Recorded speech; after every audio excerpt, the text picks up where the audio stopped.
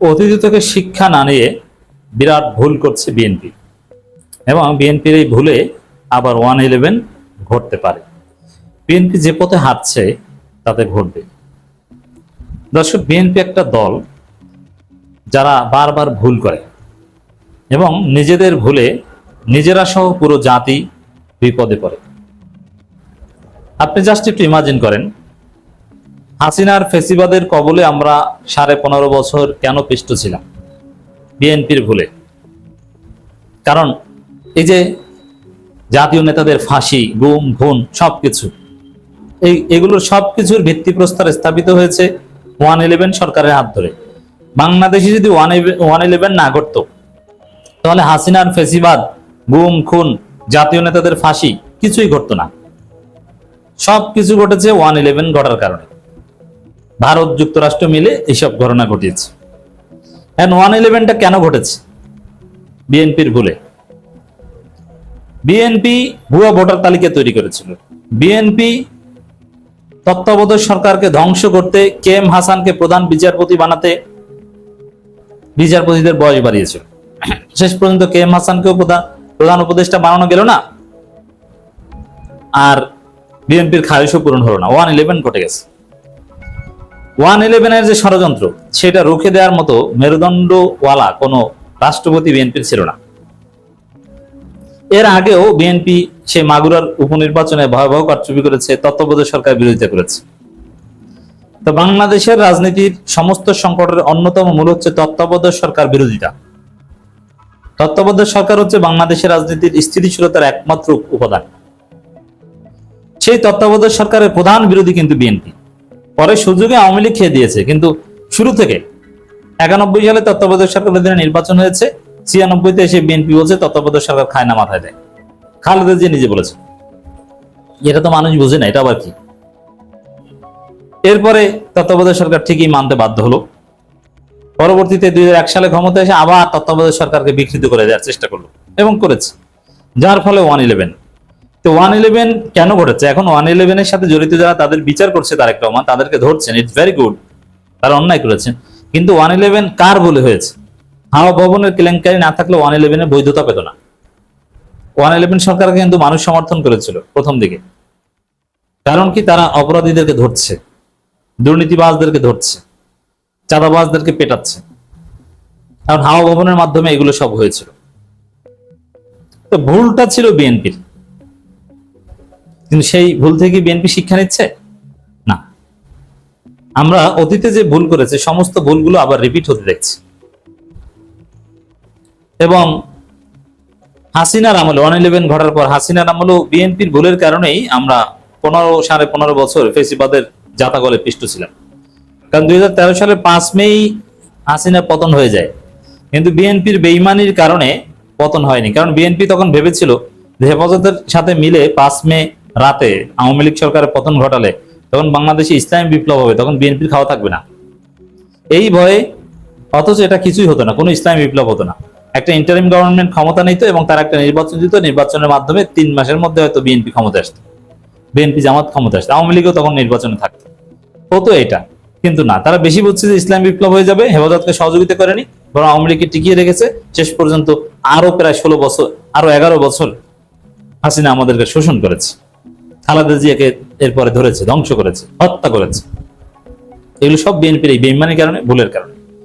সেখান থেকে কি বিএনপি শিক্ষা নিয়েছে? না, শিক্ষা নেয়নি। এখন রাষ্ট্রপতি নির্বাচন, এটা বিএনপির অতীত ইতিহাসের অন্যতম সেরা ভুল। কখনো রাষ্ট্রপতি বিএনপির জন্য প্লেজেন্ট ছিল না। যেমন বিএনপি রাষ্ট্রপতি বানিয়েছিল বদরুদ্দোজা চৌধুরীকে।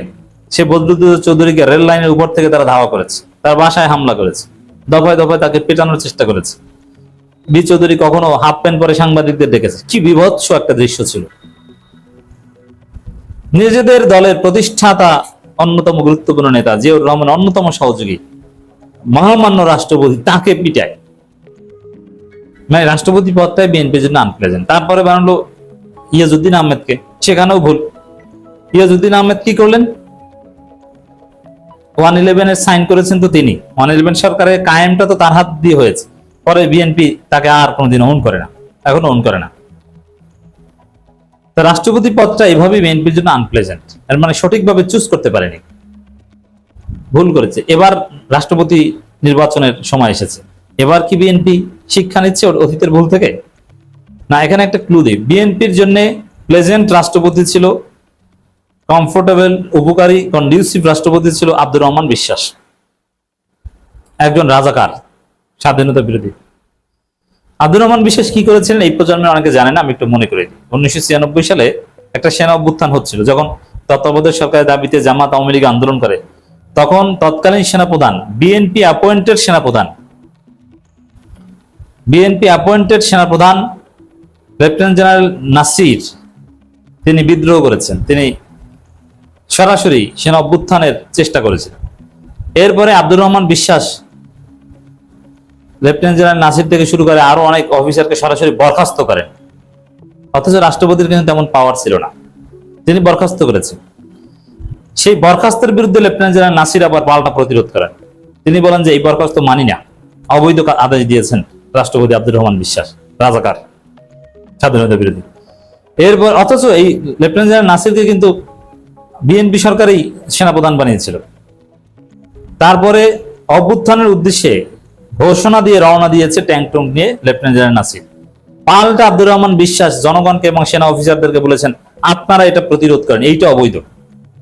আব্দুর রহমান বিশ্বাসের ডাকে জনগণ সাড়া দিয়েছিল, অন্যান্য সেনা অফিসাররা সাড়া দিয়েছিল।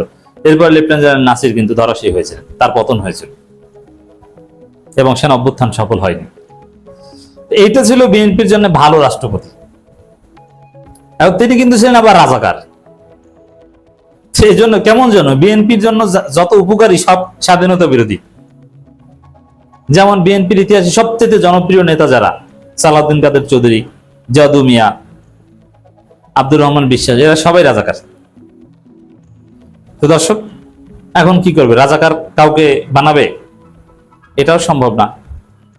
আর বিশিষ্ট মুক্তিযোদ্ধারা তো বিএনপির হাতে হারিকেন দিয়ে দেয়, কি করবে? আবার সেনাপ্রধান নিয়োগের ক্ষেত্রে দেখেন, এটাও বিএনপির জন্য অতীত থেকে কি শিক্ষা নিয়েছে?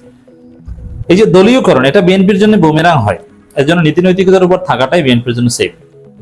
তারা সেনাপ্রধান বানায় জ্যেষ্ঠতা লঙ্ঘন করে মইনুল আহমেদকে, আর সেই মইনুল আহমেদকে বিএনপির ইতিহাসে সবচেয়ে বেশি বাস দিয়েছে। আবার লেফটেন্যান্ট জেনারেল নাসিরের কথা বললাম, তার ক্ষেত্রে সেম। তো দর্শক, এখন ওয়াকারুজ্জামানকে ইউনূস সরাতে চেয়েছিলেন, ইউনূস সরকারের সময় খলিলুর রহমান সরাতে চেয়েছিলেন, কিন্তু এখনো রেখে দিচ্ছেন, আছে।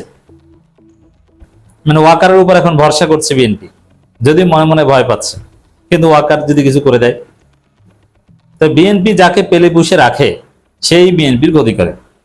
তো কখন কি ঘটে বলা যায় না, কারণ বিএনপি অতীত থেকে শিক্ষা নেয় না।